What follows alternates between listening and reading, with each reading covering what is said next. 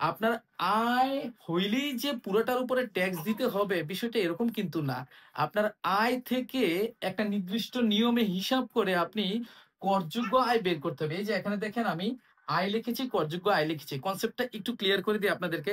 যেমন ধরেন যে একজন বেসরকারি চাকরিজীবী মানে প্রাইভেট জব হোল্ডার, সে সারা বছরে আপনার আয় করে তার সেলারি, অন্যান্য ভাতা, বেতন এরকম মিলিয়ে ৯ লাখ টাকা। তাহলে ৯ লাখ টাকা হলো তার এই ক্ষেত্রে আয়। ক্লিয়ার? এখন এই ৯ লাখ টাকা থেকে ইনকাম ট্যাক্সের নিয়মে বলে দিয়েছে ৩ ভাগের ১ ভাগ অথবা ৪.৫ লাখ টাকা, যেটা কম সেটা বাদ দিবেন। আপনারা দেখেন যে ৯ লাখ টাকা লিখি ৩, ৪, ৫, তাহলে এটা ৩ ভাগের ১ ভাগ কত? ৩ লাখ টাকা অথবা ৪.৫ লাখ টাকা, যেটা কম। তাহলে ৪.৫ লাখ আর ৩ লাখের মধ্যে তো ৩ লাখই কম, আপনারা জানেন। তাহলে আমি ৩ লাখ লিখলাম, সেটা বাদ দিব আমি ৯ লাখ টাকা থেকে। তাহলে বাদ দিলে বাকি কত থাকে? ৬ লাখ টাকা থাকে না? এই ৬ লাখ টাকা হলো তার করযোগ্য আয়। আর এই ৯ লাখ টাকা হলো তার আয়।